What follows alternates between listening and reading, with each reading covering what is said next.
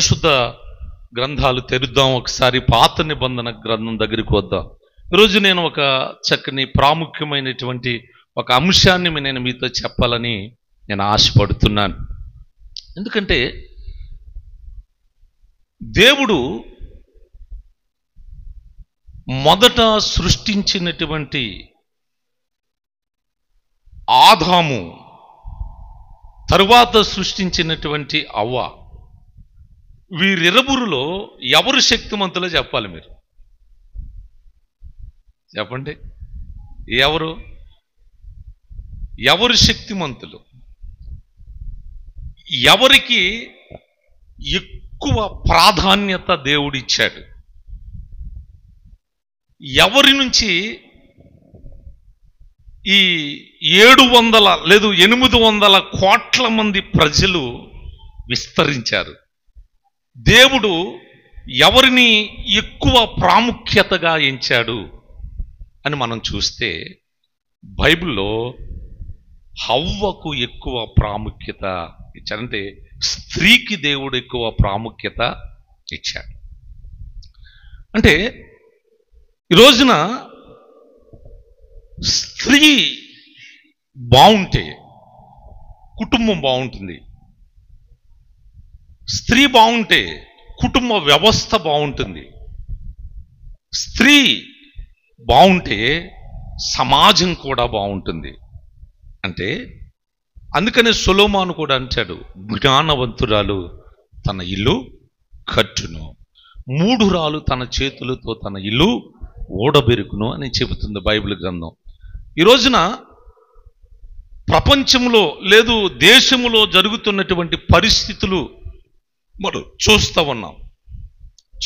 ఈ మధ్య కాలంలో మరణాలు ఎక్కువ ఎవరికి జరుగుతున్నాయో మీరు చెప్పండి?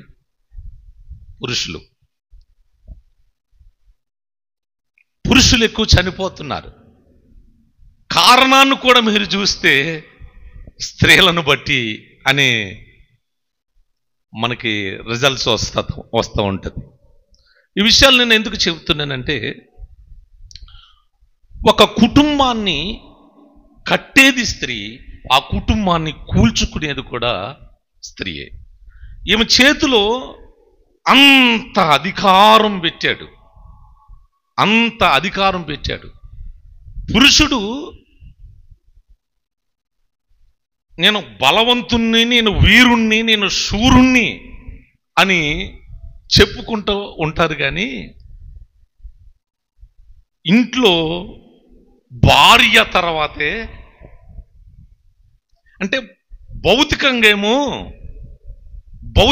అంటే ఇప్పుడు సమాజపరంగా భౌతికంగా శారీరకంగా చూస్తే బలవంతులాగా ప్రజలకి కనిపిస్తూ ఉంటారు. కానీ నువ్వు ఎంత బలవంతుడవైనా, నువ్వెంత గొప్పవాడివైనా, నీ కుటుంబంలో స్త్రీ సరిగా లేకపోతే నీ బ్రతికే శూన్యంలాగా కనిపిస్తుంది. కనుక స్త్రీలైనటువంటి వారు ఈ విషయాల్ని చాలా జాగ్రత్తగా ఆలోచించాలి. నేను ఈరోజు చాలా విషయాలు చెప్పాలని అనుకున్నా కానీ కొన్ని మాటలు నేను మీతో చెప్తాను. బైబిల్ గ్రంథంలో చాలామంది పురుషులు ఉన్నారు, మంచి బుద్ధి కలిగిన పురుషులు, చాలామంది స్త్రీలు ఉన్నారు. యేసు ప్రభువు వారిని వెంబడించి ఆయనకు పరిచర్య చేసిన స్త్రీలు ఉన్నారు. అపోస్తలులను వెంబడించి వారికి పరిచర్య చేసి దేవుని స్వార్థ పనిలో త్యాగపూరితంగా బ్రతికిన, సమర్పణతో కూడిన బ్రతికినటువంటి స్త్రీలు ఉన్నారు. నేను అసలు ఈ బైబిల్ గ్రంథంలో ఉన్నటువంటి స్త్రీలను గురించి చెప్పాలని ఎప్పటి నుంచో అనుకుంటున్నాను, కానీ అసలు వీలు పట్టలేదు. అదొక అంశం. ప్రార్థన అనే దాని మీద దరిదాపుగా ఒక 10 అంశాల మీద నేను చెప్పాలని ఎప్పటి నుంచి అనుకుంటున్నాను, కానీ దానికి సమయము సందర్భం కుదరట్లేదు. మరొకటి ఏంటంటే అసలు రికార్డెడ్గా చెప్పాలి అనేది నా యొక్క తపన, అలా ఉండిపోవాలి. అయినా కూడా ఎందుకనో ప్రభు ఈ రోజున ఇలాగ నడిపిస్తున్నాడు. అయితే నా ప్రియ దేవుని బిడ్డలారా, ఒక స్త్రీకి అంత శక్తి ఉన్నది అనేది మనం ఇట్లాగే గుర్తించవచ్చు. బైబిల్ గ్రంథంలో మీరు మొదటి నుంచి మనం ప్రారంభిద్దాం. ఆదికాండము 3వ అధ్యాయము మీరు 5-6 వచనాల అమ్మా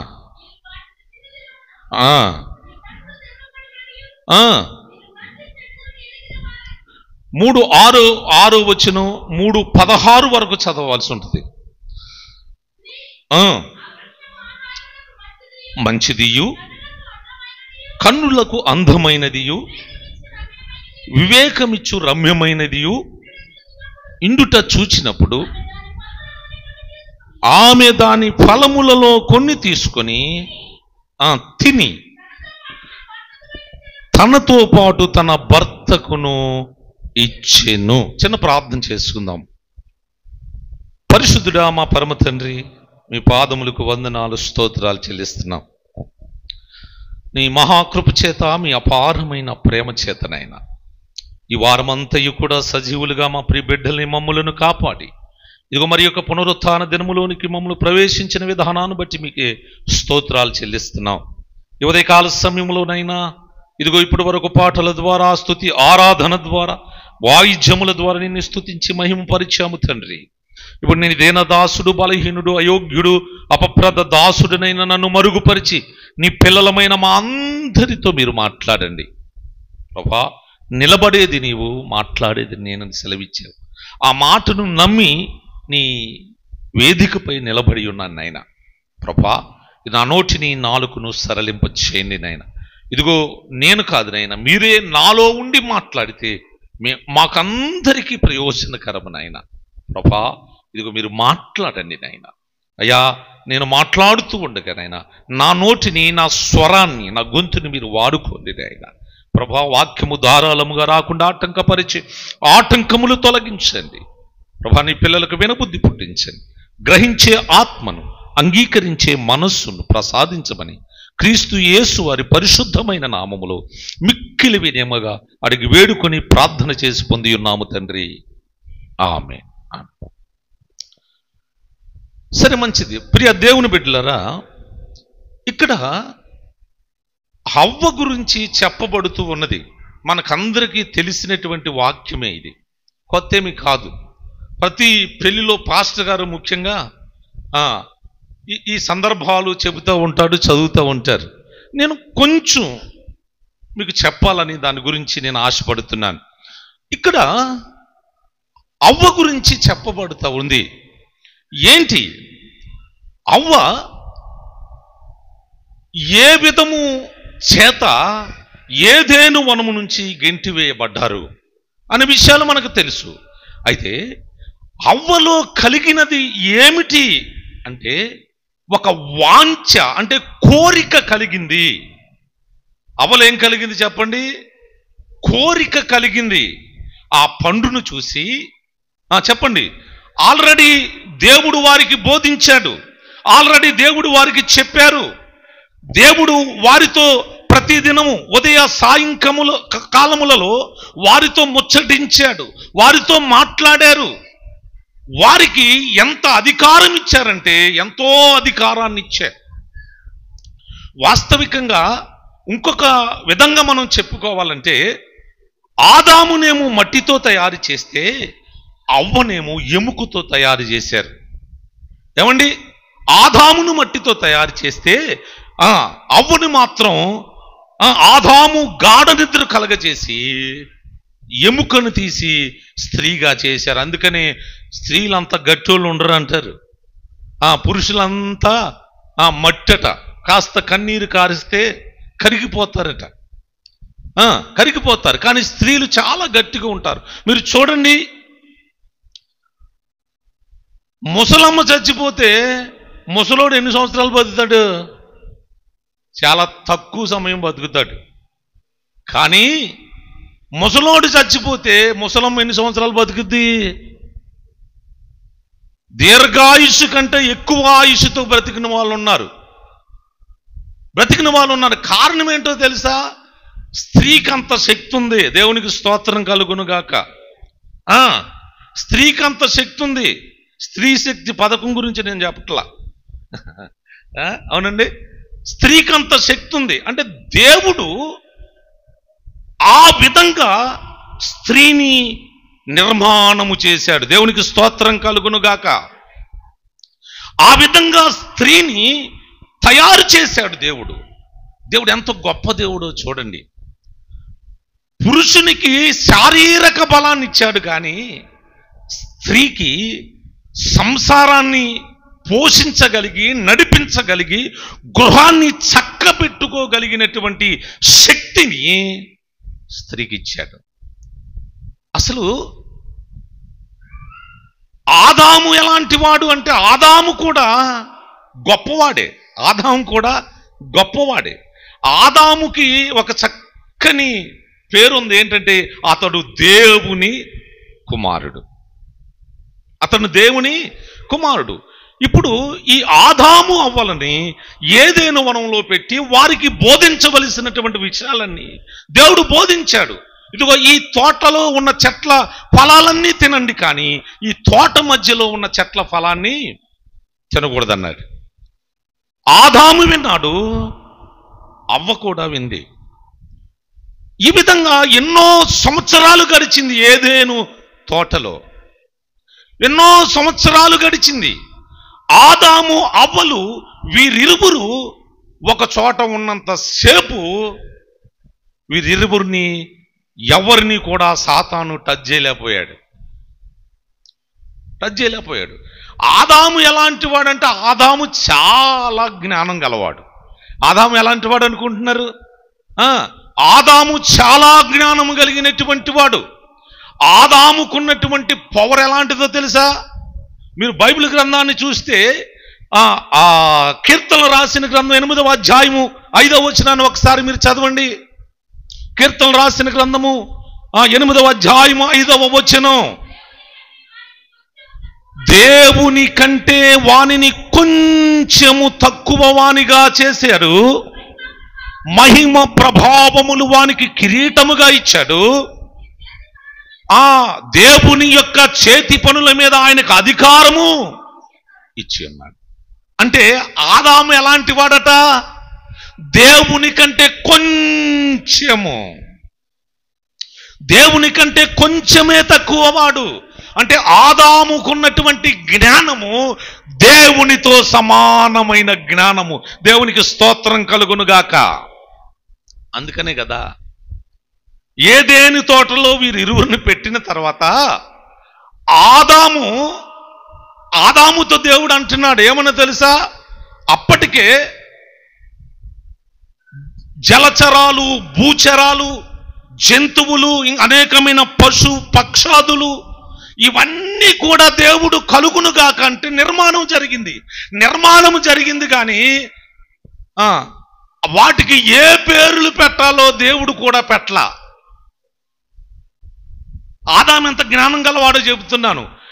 ఈ దేవుడు సృష్టించినటువంటి సృష్టిలో ఉన్నటువంటి ప్రతి జంతువు పేరు కూడా ఎవరు పెట్టారు చెప్పండి. అంటే ఆదాముకి ఆ రోజుల్లో చెప్పండి, ఇప్పుడు ఒక పేరు పెట్టాలంటే గూగుల్లో సెర్చ్ కొట్టాలి, గూగుల్లో చూసుకోవాలి అసలు అది ఏ పేరు ఏంటి, దాని ఆ పేరు పెట్టుకుంటే లాభమా నష్టమా. కొంతమంది పేరు బలాన్ని కూడా చూసుకునే వాళ్ళు ఉన్నారు. ఇలాగా ఈరోజు ఒక పేరు పెట్టాలంటే సతమతం అయిపోతాం. వేల కొలది పక్షులకు, వేల కొలది జంతువులకు, వేల కొలది విచిత్రమైన వాటికి పేరులు పెట్టగలిగినటువంటి జ్ఞానం ఆదాముకి ఇచ్చాడు దేవుడు. ఇక్కడ అదే అంటున్నాడు, నీ చేతి పనుల మీద వానికి అధికారం.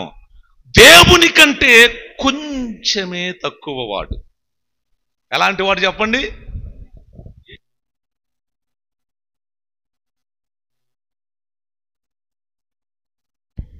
దేవుని కంటే కొంచెము తక్కువ వారట. నా ప్రియ దేవుని బిడ్డలారా, అయితే ఇంత జ్ఞానవంతుడు ఎవరు? ఆదాము ఎంత జ్ఞానవంతుడండి!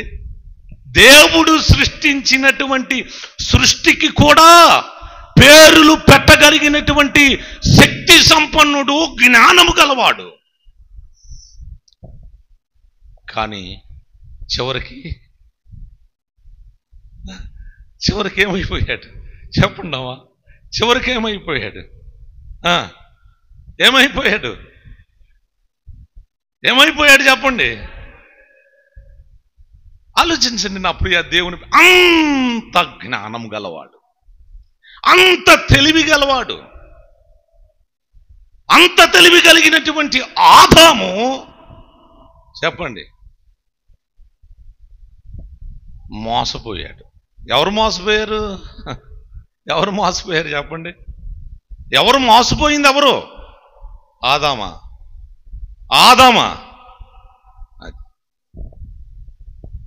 అవ్వ మోసపోయింది. ఆదాము మోసపోతే మరొక విధంగా ఉండేది. అవ్వ మోసపోయింది. అవ్వ మాటలు విన్నటువంటి ఆదాము ఆజ్ఞ అతిక్రమించాడు. అసలు నిజంగా అవ్వ మోసపరచబడకుండా ఉండుట అయితే చరిత్ర మరొక విధంగా ఉండేది. ఇప్పుడు ఎలా ఉండేది కాదు. ఇప్పుడు ఉన్నటువంటి ఈ పరిస్థితుల్లో ఉండేది కాదు. ఈ రోజున పాపం పెరిగిపోతుంది, అన్యాయం పెరిగిపోతుంది, అక్రమం పెరిగిపోతుంది.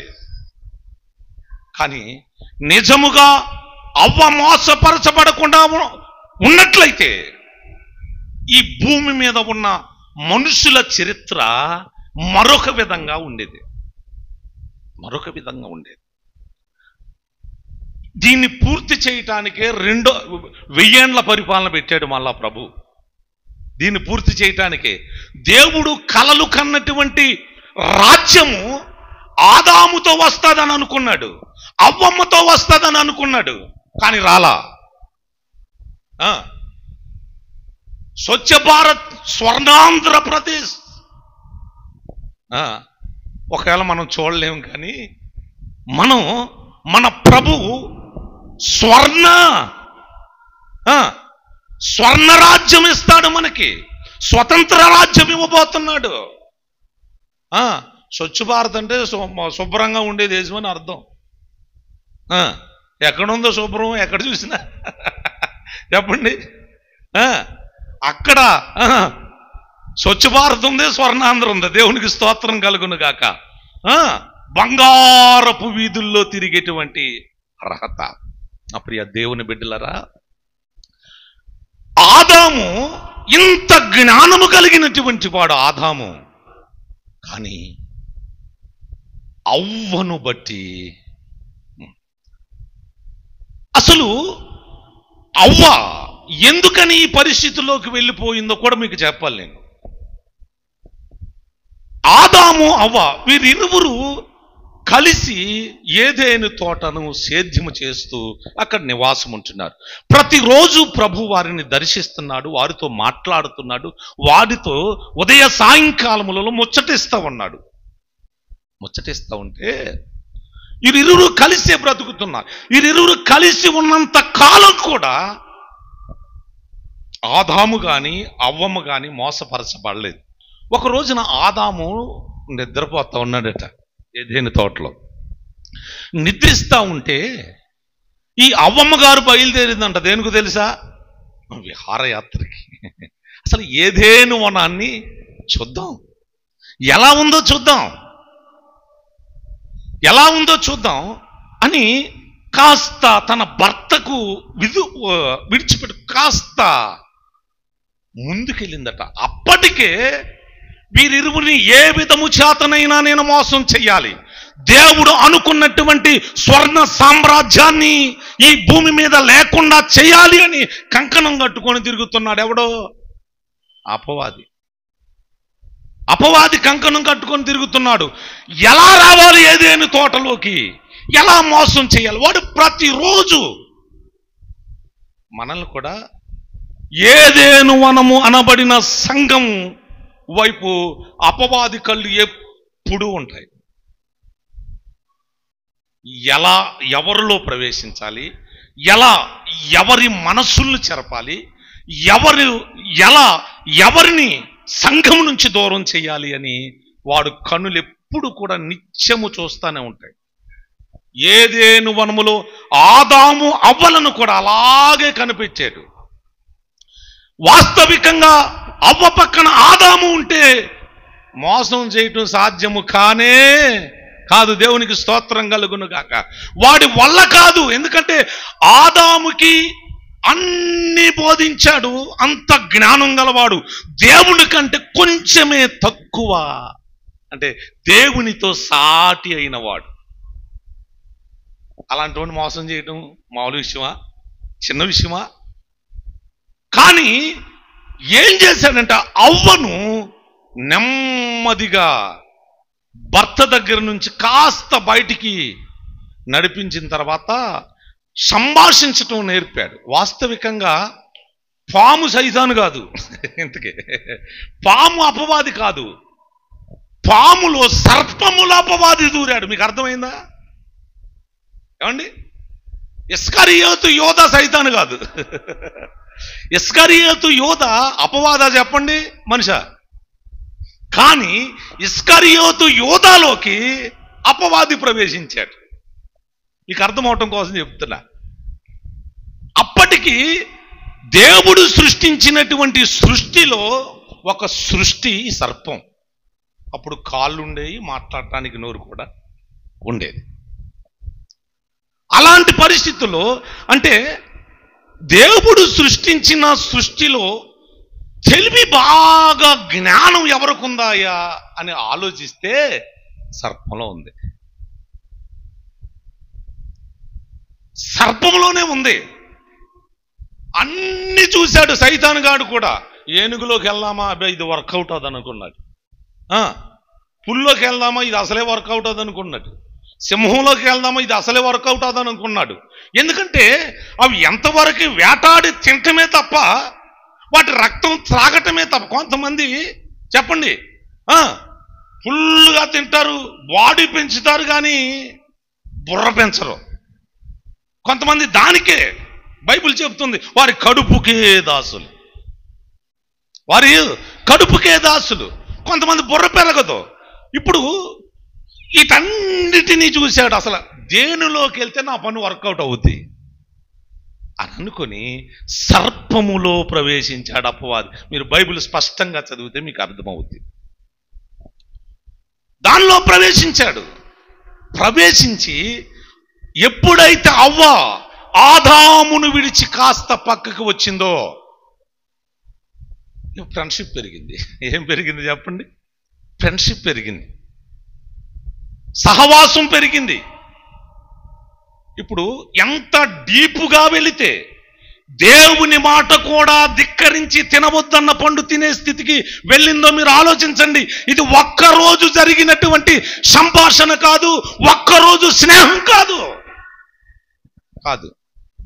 కొన్ని సంవత్సరాలు పట్టిందండి. కొన్ని సంవత్సరాలు పట్టింది. ఇది ఒక్కరోజు జరిగిందని అనుకుంటారు చాలామంది. ఒక్కరోజు జరగటానికి అవ్వ పిచ్చిది కాదు, ఆదాము పిచ్చివాడు కాదు. అవునండి, ఒక్కరోజు వచ్చి మాట్లాడితే అంత లొంగిపోయేటువంటి స్థితిలో అవ్వమ్మ కూడా లేదు. ఫ్రెండ్షిప్ పెంచింది. అడిగితే కాదనలేని స్థితిలో ఫ్రెండ్షిప్ పెరిగిపోయింది. అర్థమైందా మీకు? అడిగితే కాదనలేని స్థితిలోకి వెళ్ళిపోయింది. ఎవరు ఫ్రెండ్షిప్?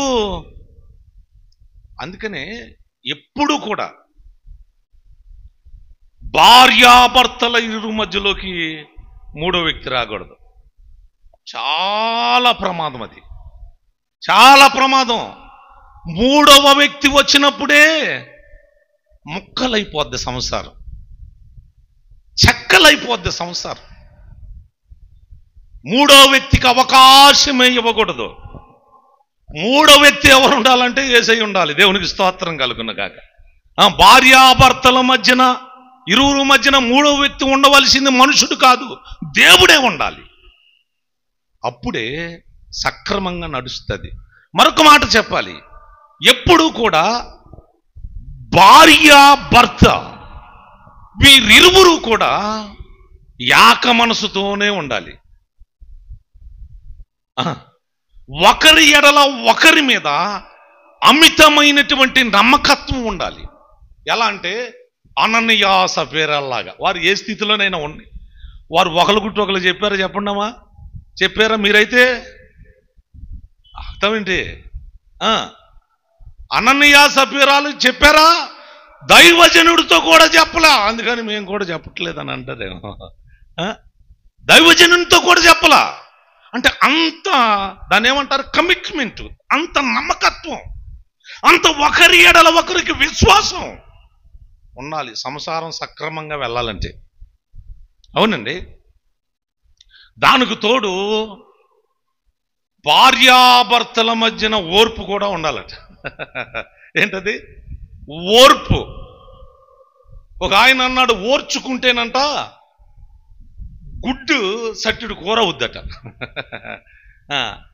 ఓర్చుకుంటే ఒక గుడ్డు సట్టిడు కూర అవుద్దట. అదేనండి, ఎట్లా అవుద్ది చెప్పమంటారా? అవును, ఆ గుడ్డుని తీసుకెళ్ళి కోడి కింద పొదగేసామనుకోండి, 21 రోజు ఒక పిల్ల పెడుతుంది. ఆ పిల్ల పెట్టిన తర్వాత పిల్ల అవుతుంది. అది ఇంకొక నెల 2 నెలలు లేదు 3 నెలలు ఆగిన తర్వాత 1 కేజీయో కేజీన్నరో మాంసం. గుడ్డట్టు ఎంతమంది తింటారు చెప్పండి? గుడ్డట్టు ఎంతమంది తింటారు? ఒకరేనా? మరి కేజీన్నర కోడి మాంసం ఎంతమంది తింటారు? ఇప్పుడు ఓర్చుకుంటే ఏమైంది? భార్యాభర్తల మధ్యన ఇది కావాలి, ఇది కావాలి. కొంతమంది మాట్లాడతారని ఈ రోజుతో అయిపోయిందని అనుకుంటారు.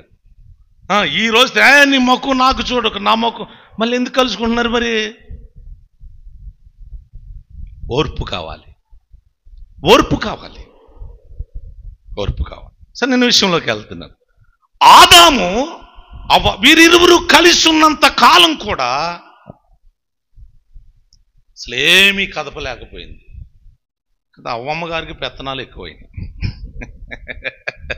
అమ్మా, అవ్వమ్మ గారికి ఏమి ఎక్కువైనాయి? కాస్త పెత్తనాలు ఎక్కువైనాయి. మీరు చూడండి, వాస్తవికంగా ఇంట్లో నుంచి బయటికి రాని అంతవరకు కూడా సంసారాలు సక్రమంగానే ఉంటాయి. అవునా కాదా? ఇంట్లో నుంచి బయటకు వచ్చి ఆ అమ్మతో మాట్లాడి, ఈ ముసలమ్మతో మాట్లాడి ఇలాగ ఎప్పుడైతే జరుగుతూ ఉంటుందో చిన్న అసలు పచ్చని సంసారంలో నుప్పులు పోసే బ్యాచ్ ఉంటుంది. కొంతమంది ఏమి ఉండదు, శుభ్రంగా ఉంటున్నారంటే ఏదొక పొల్లేసేస్తారు. వాళ్ళు తన్నుకుంటుంటే ఆహా ఓహో అనుకుంటారు. అలాంటి బ్యాచ్ కూడా ఉంటుంది. అందుకని చాలా జాగ్రత్తగా ఉండాలి. అందుకని ఇరువురు మనస్సు కలవాలి, ఓర్పు ఉండాలి. కొంతమంది విడదీసి చెప్తారు. మీ ఆయన గారు లేనప్పుడు నీ దగ్గరికి వస్తారు, జాగ్రత్త. ఆమె లేనప్పుడు మీ ఆయన గారి దగ్గరికి వస్తారు. చెప్తుంటారు కొన్ని మాటలు, వినొద్దు. వాళ్ళు మంచి చెప్పినా వినవలసిన అవసరం లేదు. నీ భార్య గురించి మంచి చెప్పినా వద్దు, మంచి చెప్పి మళ్ళా పొల్లేసిపోతారు. మంచి చెప్పినా వినొద్దు. ఏమైనా విషయం ఉంటే మీరు మాట్లాడుకోవాలి. దేవునికి స్తోత్రం కలుగును కాక. సమస్య వస్తే మోకరించి ప్రార్థన చేయాలి. అందుకని 3 పేటల తాడట త్వరగా తెగిపోదు. 3 పేటల తాడంటే ఒక పేటేమో భర్త, ఒక పేటేమో భార్య, మరొక పేటేమో యేసయ్య. దేవునికి స్తోత్రం కలుగును గాక. వాళ్ళే ఉండాలి. ఎప్పుడైతే బయటికి వచ్చిందో ముచ్చటించటం మొదలుపెట్టింది, మాట్లాడటం మొదలుపెట్టింది. సర్పము ఏది చెబితే అది చేసే స్థాయికి అవ్వని నడిపించిందండి. ఫ్రెండ్షిప్ అలాగే ఉంటుంది కదా. మరి ఫ్రెండ్షిప్ ఎలా ఉంటుంది చెప్పండి? ఫ్రెండ్షిప్ అలాగే ఉంటుంది. అందుకని బైబిల్ చెప్తుంది, నీ స్నేహితుని యందు నమ్మిక ఉంచు, నీ ముఖ్య స్నేహితుని యందు నమ్మవద్దంట. చాలు చాలు. ప్రియ దేవుని బిడ్డలారా, జాగ్రత్త. అపవాది వెంటనే తన హస్తం ప్రయోగించింది, తీసుకెళ్ళింది చెట్టు దగ్గర. రోజు చూస్తూనే ఉంది ఈ తల్లి. అవునమ్మా, రోజు ఏదేను వనమును సేద్యం చేస్తున్నప్పుడు, అది తోట మధ్యలో ఉన్నప్పుడు మన అవ్వమ్మ గారు చూడలేదంటారా? చెప్పండి. ప్రతిరోజు చూస్తూనే ఉంది, ప్రతిరోజు చూస్తూనే ఉంది. కానీ అపవాది చెప్పిన మాట విని ఎప్పుడైతే చూసిందో ఎట్లా ఉందట చూడండి. ఎవరన్నా భార్యను గాక భర్తకి, భర్తను గాక భార్యకి ఏదన్నా సాడీలు చెప్పినప్పుడు భార్య ముఖం ఎట్ట కనపడుద్ది? ఇటు వచ్చేసరికి ఆ ముద్దెయ్యులా కనపడుద్ది. భర్త ముఖం ఎలా కనపడుద్ది? వ్యాసారుని ముఖంలాగా ఉంటుంది. ఎవరైనా మాటలు లోపల ఉన్నాయి కదా. ఎప్పుడైతే అపవాది ఈ అవ్వలో ఈ చెడు విత్తనం విత్తిందో, రోజు చూస్తేనేమో ఏముందలేని టేకిటీజీగా తీసుకుంది. ఇది చెప్పిన తర్వాత దాని వెంక చూస్తే ఎట్లా ఉందట, ఎట్లా ఉందట? ఆహారం ఇప్పుడు దాకా తెలవదా తల్లి నీకు? చెప్పాడు కదా దేవుడు, ఇప్పుడు దాకా తెలుసు కదా నీకు. ఏమని? అది ఆహారమునకు మంచిదే, కానీ నువ్వు తినొద్దు. కొంతమంది అంటారు,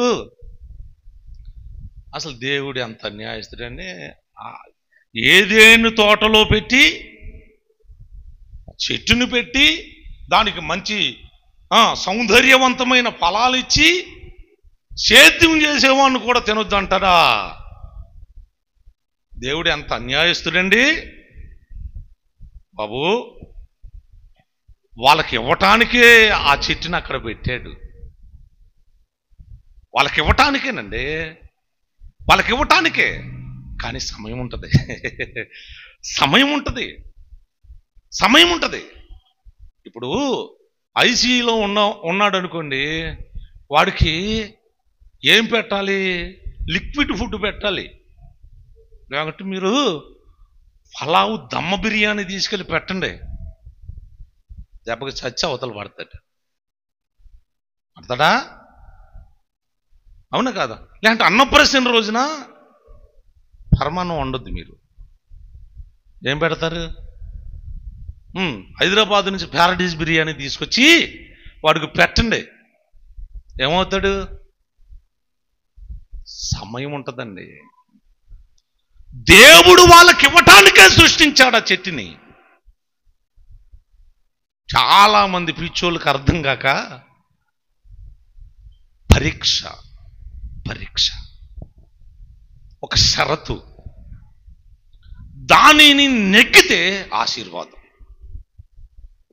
అబ్రహాము కూడా షరతు పెట్టాడు కదా, 99 సంవత్సరాలకి ఇచ్చి ఒక్కడయ్యన్న కుమారుని మళ్ళా బలి అడిగాడు. షరతు కాదా? పరీక్ష కాదా? ఇది పరిశోధన కాదా? భక్తి జీవితంలో ఎప్పుడైనా ఇలాంటి సమస్యలు ఎదురవుతూ ఉంటాయి. పరీక్ష. పాస్ అయ్యాడా లేదా? పాస్ అయ్యాడు. అందుకని విశ్వాసులకు తండ్రి అయిపోయాడు. దేవునికి స్తోత్రం కలుగునగాక. ఇక్కడ అవ్వమ్మ ఎప్పుడైతే ఈ పండు వైపు చూసిందో అది చాలా సౌందర్యంగా కనపడు. ఏం చెబుతుందో పైగా సర్పం ఏం చెబుతుంది? చదవమా. దేవుడు ఏం చెప్పాడు? అది తిను దినమున చచ్చెదవు. అపవాదం ఏం చెబుతుందో చూడండి. అందుకు సర్పము, మీరు చావనే చావరు, ఎలా అనగా వాటిని తిను దినమున మీ కన్నులు తెరవబడుననియు. దేవతలైపోతారని అన్నదటండి. ఏమంది అపవాది? అపవాది ఏమంది? మీరు దేవతలైపోతారు, మీకు మంచి చెడ్లు తెలిసిపోతాయి అంటే ఇప్పుడు తెలియట్లేదా? తెలిసిని ఆ పండు తినిదినాన ఆత్మీయంగా చచ్చిపోయారు వాళ్ళు. ఆ మహిమ వస్త్రాలు కోల్పోయారు. ఏముంది ఇంకా వాళ్ళ దగ్గర? మనలాగే ఉండాలి, మనలాగే ఉండాలి. దేవుడి దర్శనాన్ని కోల్పోయారు. దేవుని యొక్క చిత్తాన్ని కోల్పోయారు, దేవుని ప్రణాళికలో నుంచి బయటకు వచ్చేశారు, దేవుడి దర్శనము కోల్పోయారు, దేవుడు ప్రతిదినం మాట్లాడే అనుభవాన్ని కోల్పోయారు, దేవుడు తనతో ముచ్చటించే అనుభవాన్ని కోల్పోయారు. కానీ అపవాది ఏం చేశాడు? నువ్వు చావనే చావు, మీరు జ్ఞానం కలిగి బ్రతుకుతారు, ఇంకా అలా ఇలా ఎన్ని. దీనికి అంతటికే కారణం ఒక్కటే. ఏంటది చెప్పండి? వాంఛ,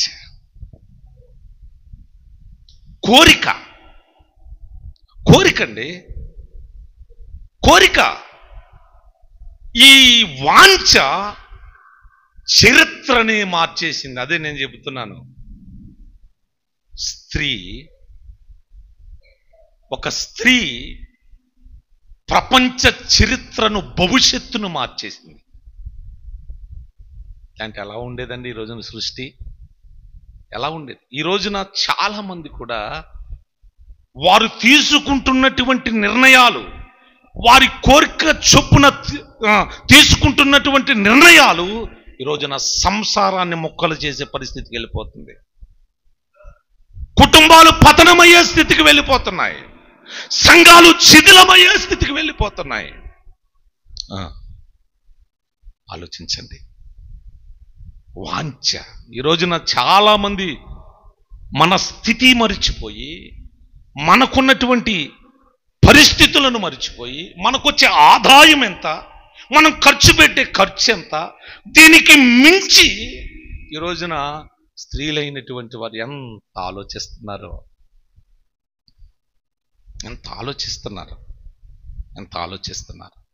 ఎంత దారుణం అండి, ఎంత దారుణం ఏమండి, ఎంత దారుణం. కారణం ఏంటో తెలుసా? కోరిక, ఆశ. నాకున్న స్థితిని బట్టి నేను వస్త్రాలు వేసుకుంటాను, మీకున్న స్థితిని బట్టి మీరు వస్త్రాలు వేసుకుంటారు. ఏమండి, ఆ మధ్యన విన్నారు కదా, అంబానీ గారి కుక్కకు 6 లక్షలంట. వాళ్ళ స్థితి అది. దేవుడికి స్తోత్రం. అవును కదండి, వాళ్ళ స్థితి అది. మనం కుక్కకు 100 రూపాయల దాకా కుట్టించగలుగుతామా? చెప్పండి. మన స్థితి ఏంటి? రోజు చాలా మంది కుటుంబాలు ఈ స్త్రీలలో కలిగే ఈ ఆశ, ఈ కోరిక పతనానికి దారితీస్తుంది. జడ్జి గారు ముందుకు డైవర్స్ సర్టిఫికెట్లు అప్లై చేసుకున్నారట ఒక 2 భార్యాభర్తలు. ఒక 6 నెలలు పరీక్షిస్తాడు కదా, మనకు తెలిసిన విషయమే. ఈ 6 నెలలు పరీక్షించిన తర్వాత జడ్జి గారు పిలిచారట వీళ్ళిద్దరిని. పిలిచి, ఏంటి అసలు మీ ప్రాబ్లం ఏంటి, మీ సమస్య ఏంటి అంటే, ఈవిడ చెప్తుందట, నేను వస్త్రాలు వేసుకుంటే ఆయనకి నచ్చదండి, నేను వస్త్రాలు వేసుకుంటే ఆయనకి నచ్చదు, నేను నా ఇష్ట ప్రకారం నేను ఉండాలని అంటున్నాను, అతడేం కాదంటున్నాడు, అందుకని నేను డైవర్స్కి వచ్చానన్నాను. ఏంటయ్యా, మరి ఆవిడ వేసుకుంటుంది కదా, వస్త్రాలు వేసుకుంటుంది కదా, మరి నీకెందుకు నచ్చట్లేదు, నీకెందుకు ఇష్టం లేదు, భార్యకి నువ్వు సహకరించాలి కదా అని భర్తను అడుగుతున్నాడు జడ్జి గారు. అప్పుడు భర్త ఏం చెబుతున్నాడు తెలుసా? అయ్యా, వస్త్రాలు వేసుకునే వాళ్ళు ఎలా వేసుకోవాలి? ఆడపిల్లలు చక్కగా నిండుగా వస్త్రాలు వేసుకోవాలి కదా, ఈవిడ అలా వేసుకోవాలి. శరీరాన్ని ఎక్స్పోజ్ చేయటానికి అనేకులు నా వైపే చూడాలి, నన్నే ఆకర్షించాలి అనే విధంగా వస్త్రాలు వేసుకుంటుందయ్యా, శరీరం ఎక్స్పోజ్ చేస్తుంది బయటికి, అది నాకు ఇష్టం ఉండలేదు. కానీ అదేమో ఆవిడికి ఇష్టం, ఆ వస్త్రాలు వేసుకోవద్దని చెబుతున్నాను, ఇదే మా సమస్య. ఏమా అలా ఎందుకు వేసుకుంటున్నావు అని జడ్జి గారు అడిగితే, నాకు అలా ఉండటం నాకు ఇష్టమండి, అది నా కోరికండి. ఇంకా ఆ కుటుంబం ఏమవ్వాలి? డైవర్స్ అయిపోయినాయి కదా, డైవర్స్ అయిపోయినాయి కదా. ఈరోజున చాలామంది కలిగిన దానితో సంతృప్తికరమైన జీవితం జీవించే వాళ్ళు మనకు కనపడట్లేదు. ఇప్పుడు మేమున్నాం, మగళ్ళు ఏదైనా మంచి బట్టలు వేసుకుంటే మంచి ప్యాంట్ షర్ట్ వేసుకున్నాడు అని అనుకొని కదా చూసి వదిలేదు. సరే అది లెనిన్ కాటన్ ఏదో అనుకుంటాం కదా, బాగానే ఉన్నాయి అని అనుకుంటాం. కానీ మీరు మాత్రం మంచి చీర ఎవరన్నా కట్టుకొస్తే ఎలా చూస్తారు చెప్పండి? అలా చూస్తారు. మళ్ళీ ఆ మట్టు చూసి మళ్ళీ వెళ్ళేటప్పుడు నేను చెప్పేది వాస్తవం కాదా? దాన్ని గురించి పూర్తి వివరణ మనుషుల్లో దొరకపోయిన ఇంటర్నెట్లో నేను కొడతారు. అవునా కదా? నేను తప్పు చెప్తున్నానా? అంటే అసలు ఇది ఇప్పటి నుంచి వచ్చింది కాదండి. మిమ్మల్ని ఏం అంటలా, దేవునికి స్తోత్రం కలుగును గాక. అప్పటి నుంచి ఉండాదే. నా ప్రియ దేవుని బిడ్డలారా, ఆలోచించండి. కలిగిన వాటితో ఈ రోజున చరిత్ర మార్చడానికి కారణం అవ్వలో కలిగినటువంటి హృదయ వాంఛ చరిత్రని తల్లకిందులు చేసేసింది. ఈ రోజున చాలా మంది స్త్రీలు వారికి కలుగుతున్నటువంటి హృదయ వాంఛను బట్టి కుటుంబాల్ని పాడు చేసుకుంటున్నారు. నీ స్థితి ఏమిటో నువ్వు గుర్తించలేకపోతున్నావు. నీ పరిస్థితి ఏంటో నువ్వు అవగాహన చేసుకోలేకపోతున్నావు. నీ స్థితికి మించి నువ్వు కోరుకుంటున్నావు.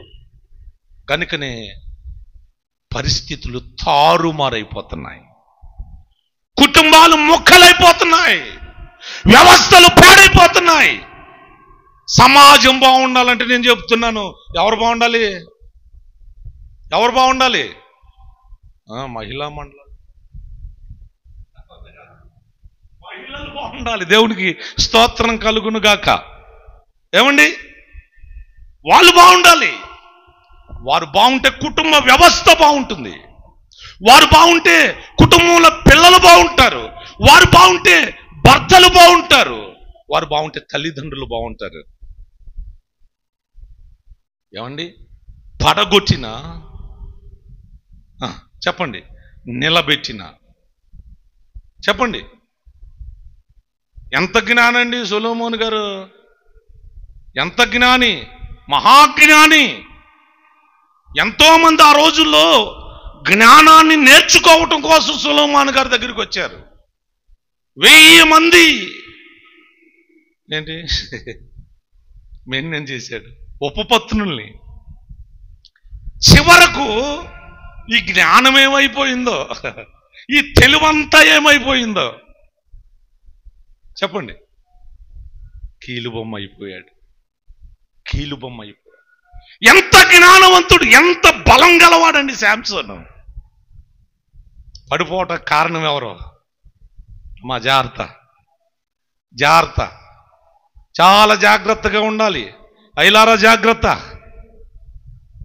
అందుకని జ్ఞానముతో చేయాలట. ఏంటి? సంసారం. దేవునికి స్తోత్రం. ఆలోచించండి. గనుక దేవుని చిత్తం కూడా స్త్రీల మీద ఎక్కువ. ఎందుకంటే వారు కన్నీరు కార్చగలుగుతారు, మొర్ర పెట్టగలుగుతారు. సంఘాల్లో కూడా వాళ్ళదే ఎక్కువ పై చేయిగా ఉంటుంది. వాళ్ళదే పై చేయి, పురుషులే తక్కువగా ఉంటారు. అందుకనే సంఘాన్ని కూడా దేవుడు స్త్రీతోనే పోల్చాడు. ఇంకా చెప్పుకుంటూ పోతే చాలా విషయాలు ఉన్నాయి. కానీ స్త్రీ ఎప్పుడు కూడా మన ఆశ, మన కోరిక, మన హృదయ వాంఛ మన స్థితికి తగినట్లుగా ఉండాలి. లేకుంటే చాలా ప్రమాదకరమైన పరిస్థితులు గుండా ప్రయాణం చేయవలసి వస్తుంది. పులును చూసి నక్క వాత పెట్టుకున్నట్టు చేసుకోకూడదు. సంసారాలు పాడైపోతాయి, మొక్కలైపోతాయి, ఇబ్బంది పడిపోతాం. గనుక ఉన్నదానితో సంతృప్తి తృప్తి ఇచ్చింది. మనకు అందనటువంటి వాటిని మనం ఆశించటం కాదు, అందని దాన్ని కూడా ఆశించినట్లు నడుచుకొని తృప్తి పడటమే చాలా అద్భుతమైనటువంటి విషయం. అట్టి కృప దేవుడు మనకు అనుగ్రహించును గాక. కొద్ది మాటలు ప్రభు దీవించును గాక. నువ్వు లేకుండా